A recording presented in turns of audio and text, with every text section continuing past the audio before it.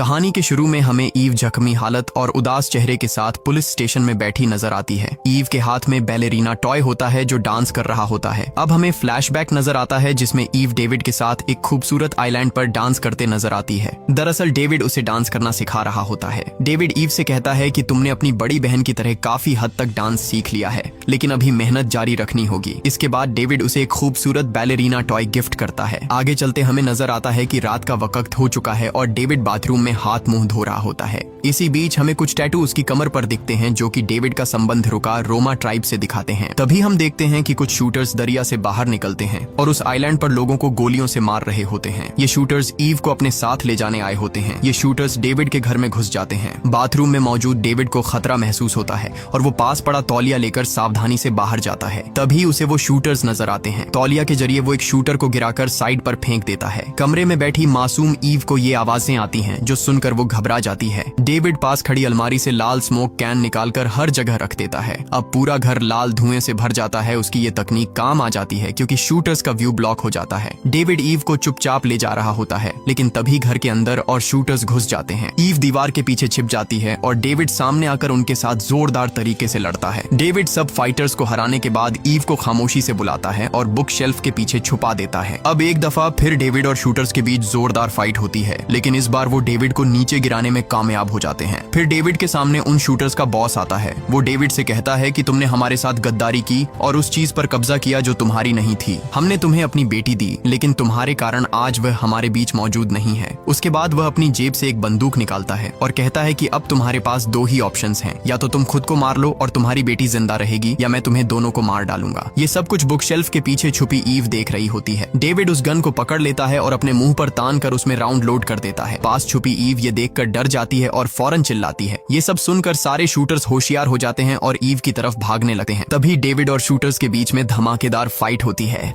इसी दौरान बॉस वहां से चला जाता है। एक शूटर डेविड को टारगेट कर रहा होता है। ईव तुरंत वहां पहुंचती है और जमीन पर पड़ी बंदूक उठाकर उस शूटर को गोली मार देती है। अब डेविड और ईव वहां से निकल रहे होते हैं। डेविड को गोली लग जाती है, लेकिन वह हिम्मत नहीं हारता और ईव को लेकर घर के बाहर निकल जाता है। अभी वे लोग बाहर निकले ही होते हैं कि वहां बम ब्लास्ट होता है और पूरी जगह चकनाचूर हो जाती है। डेविड और ईव अब बाहर तो पहुंच जाते हैं, लेकिन गोली लगने की वजह से डेविड अपनी जान गंवा बैठता है। ये सब कुछ नन्ही ईव के सामने होता है। अब ईव पुलिस स्टेशन में होती है, जहां उसके पास विंस्टन आता है और उससे पूछता है कि वो एक आम सी जिंदगी गुजारना चाहेगी या अपने बाप की तरह रुका रोमा में अपने बाप के खानदान के साथ रहना पसंद करेगी। विंस्टन ईव को रुका रोमा ले जाता है, जहां उसकी मुलाकात रुका रोमा की डायरेक्टर से होती है। वो उससे पूछती है कि क्या वो अपने बाप के कत्ल का बदला लेना चाहती है, जिसमें ईव हाँ कहती है। अब ईव को नोबी के हाथ सौंपा जाता है, जो कि ईव को ट्रेन करने की जिम्मेदार होती है। जाते वक्त विंस्टन ईव को उसके बाप के साथ दिखाई गई बहादुरी के लिए एक सोने का सिक्का देता है। इसके बाद नोबी ईव को किकीमोरा के बारे में बताती है कि जैसे इस सोने के सिक्के की दो साइड्स हैं, वैसे ही किकीमोरा की भी दो साइड्स होती हैं। एक जिसमें वो तुम्हें बचाता है और दूसरा जिसमें वो तुम्हें हराने के लिए एक बहुत खतरनाक रूप धारण कर लेता है। ईव को किकीमोरा बनाने के लिए एक परफेक्ट बैलेरीना बनने की प्रैक्टिस करवाई जाती थी। अगले सीन में हमें नजर आता है कि ईव काफी बड़ी हो गई है और वो बैलेट की प्रैक्टिस कर रही है। वैसे तो ईव अच्छी बैलेरीना थी, लेकिन वो परफेक्शनिस्ट नहीं थी और डायरेक्टर उसको परफेक्शनिस्ट बनाना चाहती थी।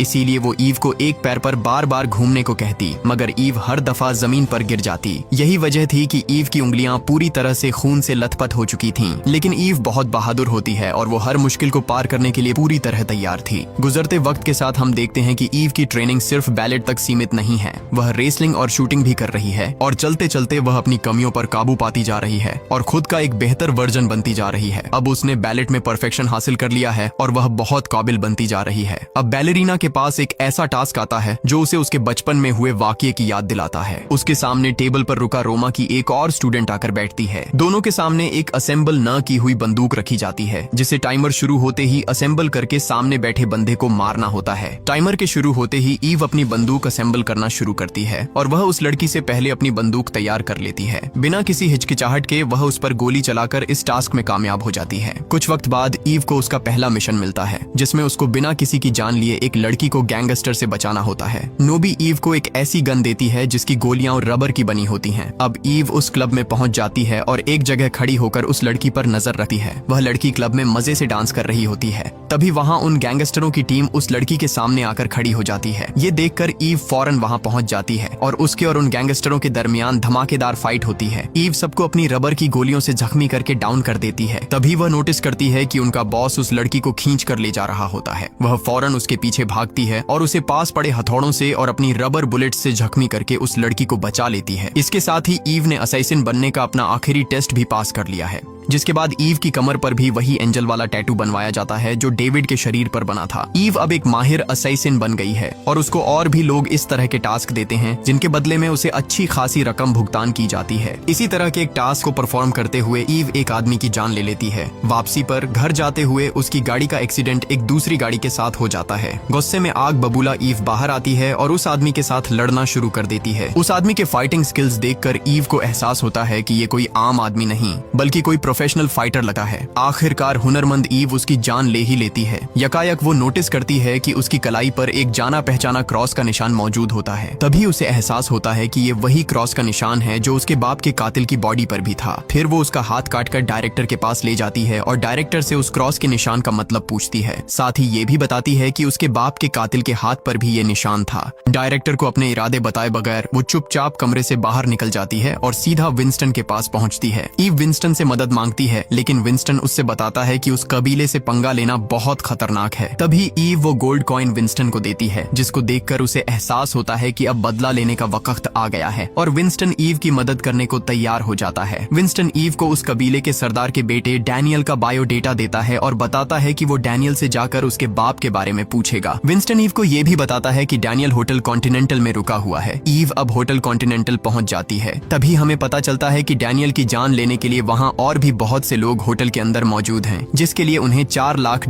मिलेंगे। ईव सामने से नहीं बल्कि पीछे के रास्ते से डैनियल तक पहुंचने में कामयाब हो जाती है। जैसे ही ईव डैनियल के कमरे में पहुंचती है, डैनियल उस पर गन तान लेता है। ईव डैनियल को बताती है कि मेरा मकसद तुम्हें मारना नहीं है। फिर ईव कहती है कि तुम्हारे बाप की वजह से मेरा बाप अपनी जिंदगी खो बैठा, इसलिए मुझे तुम्हारे बाप और उस कबीले के बारे में जानकारी चाहिए। तभी डैनियल बोल पड़ता है कि मेरे बाप के इस कबीले से एसोसिएशन की वजह से बहुत से लोग मेरी जान के पीछे भी पड़े हुए हैं, और फिर ये कि वो अपनी बेटी के साथ हंसी खुशी एक जिंदगी बिताना चाहता है। तब हमें उसकी मासूम बेटी पीछे दिखती है। अभी उनकी गुफ्तगू चल ही रही होती है कि अचानक डैनियल के कमरे पर हमला हो जाता है। डैनियल ईव से अपनी बेटी को बचाने में मदद मांगता है। फिर ईव डैनियल के साथ मिलकर सारे गुंडों को नीचे गिरा देती है और डैनियल को लेकर निकल जाती है। नीचे उन्हें और गुंडे मिलते हैं जिनके साथ ईव और डैनियल बहादुरी से लड़ते हैं, लेकिन आखिरकार वो ईव को डाउन करने में कामयाब हो जाते हैं। दूसरी तरफ डैनियल अपनी बेटी को लेकर जा ही रहा होता है कि पीछे से कोई डैनियल को गोली मार देता है और डैनियल की बेटी को कबीले के सरदार के पास ले जाता है।